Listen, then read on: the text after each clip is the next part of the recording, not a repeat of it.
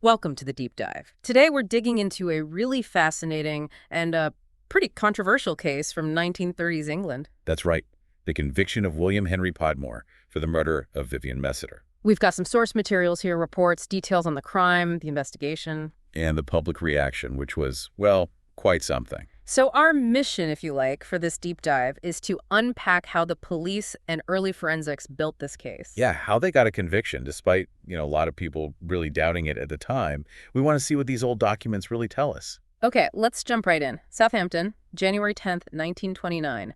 The Wolf's Head Oil Company garage. What did they actually find? Well, the reports, they paint a pretty grim picture. Two people basically stumbled upon the body of Vivian Messiter. The company agent, right. Exactly. He was decomposing, hidden behind some boxes inside his own locked garage. Horrific. And the sources mention rat bites. Yes, grim detail, but it showed the body had been there for a significant time. He'd actually been missing for 9 weeks. 9 weeks? Wow, you'd think someone missing that long. Wouldn't the police have checked the garage sooner? Well, they did do an initial check, apparently. But here's the thing, the garage was locked. Oh, okay. And, without any obvious signs of a break-in or anything immediately suspicious right then, they didn't push it further. So it was only when a new agent came along and actually opened the garage. That's when the discovery was made, yeah. Right, so the body's found. What was the initial thought on how he died? I read something about a gunshot wound. Yes, that was the very first idea. There was this puncture wound near his left eye. So naturally, they thought, okay, maybe he was shot. But that wasn't right. No. And this is where Sir Bernard Spilsbury steps in. A huge name in forensics back then. Definitely. What did Spilsbury find? His detailed examination, well, it changed everything. No gunshot. Instead, Messiter had suffered multiple, really severe blows to the head. Blunt force trauma. Exactly. The reports say his skull was fractured almost everywhere, just not right on the very top. Good heavens. And crucially, Spilsbury noted the blood spatter pattern high up on the walls. Meaning the attack happened right there, in the garage. Precisely. It could have happened elsewhere, and the body moved. This kind of meticulous work by Spilsbury, it really was a game changer for investigations back then. Moving beyond just looking to really analyzing the scene. Right. Setting a new standard. So this blunt force trauma, did they find a weapon? They did. Nearby, they found a hammer stained with blood. Okay. And Spilsbury examined it very closely. He found a hair stuck to it. A hair. Could they link it to Messiter? He determined it was consistent with Messiter's eyebrow hair.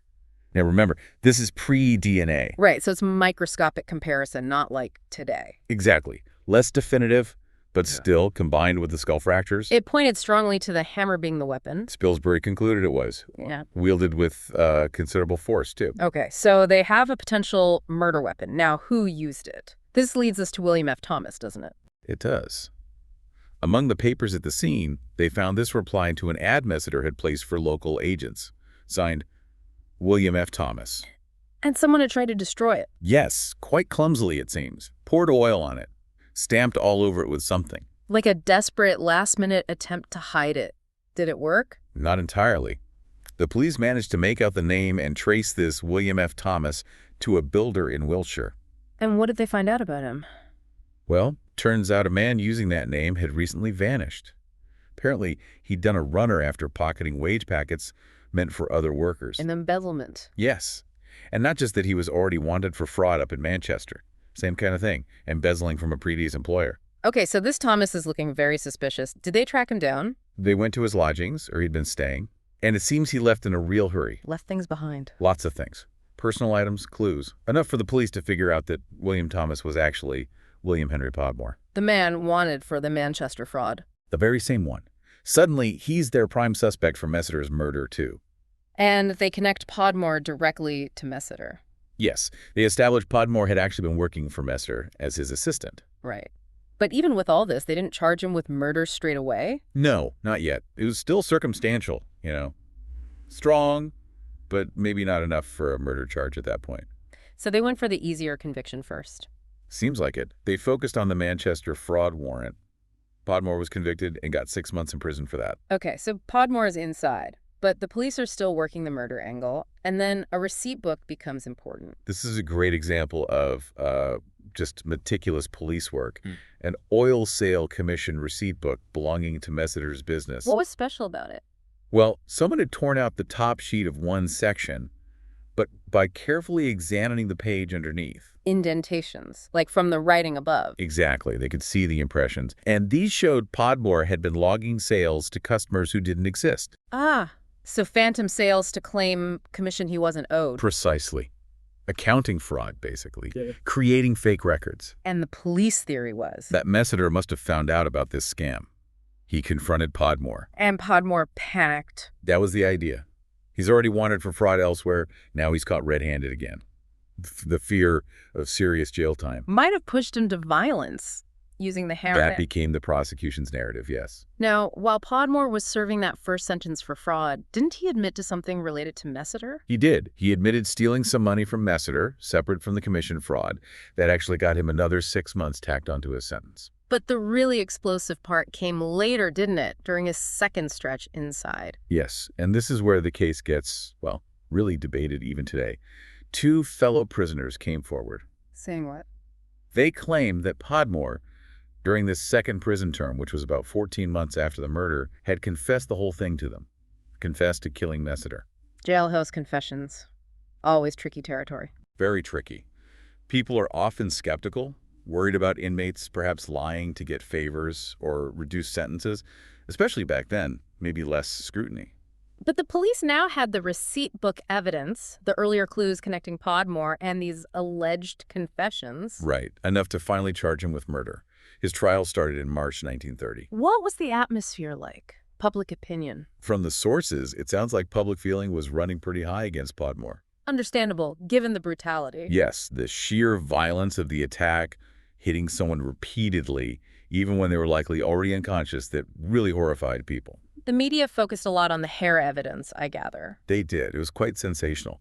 But it's important, to see it wasn't just the hair. It was part of this whole picture the police had painstakingly built. The receipt book indentations, the prisoner testimonies. Those were arguably just as, if not more, crucial for the prosecution's case. It was a cumulative thing. So the trial concludes. And William Henry Podmore is found guilty. He was hanged on April 22nd, 1930. But that wasn't the end of the story, was it? There was backlash. Significant public outcry, yes. A lot of people just didn't buy the verdict. Why? What was the main sticking point for them? It seems to boil down mainly to those prison witnesses. There was deep, deep suspicion about their testimony. People just couldn't believe Podmore would confess a capital crime to virtual strangers in prison. That seems to be the core of the skepticism. It felt inherently unlikely to many. So we have this conviction, build on what looks like careful police work and, for the time, advanced forensics. Absolutely. But also heavily reliant on testimony that many people found, well, unreliable.